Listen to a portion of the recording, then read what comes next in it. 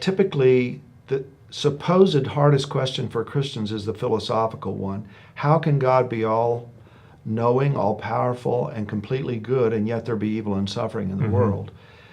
That one doesn't bother me as much. I've actually worked hard on it for a long time, and I'm convinced that though there are things that are mysterious, there are not things that are contradictory to the Christian worldview, and that in fact its answers are far more satisfying than any of the other worldviews.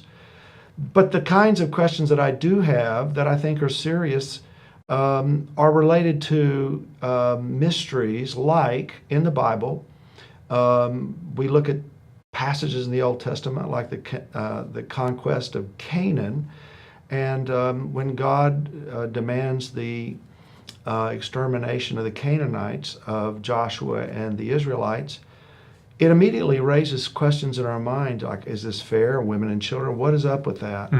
I think those are the fair kinds of questions that if you were to ask me, can I give you a partial answer? I can. I can give you an answer that I can even sleep with at night, which I'm sure some listeners might say, well, I can't live with any of your answers.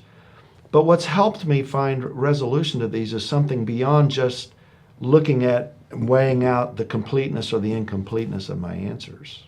Which is? Well, I think in the end you have to look at the total worldview that you have and the completeness of your overall worldview and the way it answers things satisfactorily in general. Not every person's going to feel this way. Many people are going to find satisfaction and say, I can sleep at night without even having even partial answers for these things simply because I have this heart satisfaction in Christ.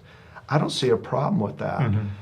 But I also think there are certain people who will find these questions raised in their mind, and they will not have as many answers as they might like. I think that I would fit in that category. When I was a younger man, as a teacher, as a pastor even, I couldn't admit that. Sometimes Christians feel like there's a failure of my faith if I admit that I have questions, especially as a teacher or a leader. You feel like, oh my goodness, I got to give them confidence by exuding confidence. And I think that's the wrong approach. It's not human. It's not even the way God has made us. So the way I find a resolution to this is I look at things, I look at what is it that I have that gives me confidence aside from this heart satisfaction I have in Christ. And in the end, Jeff, to me, I have so many answers, so much satisfaction. And when I compare that to these things that I have, that I don't have as many answers that I might like in fullness, and then I compare all of that over here with what seemed to me the incredible lack of full answers that other worldviews have.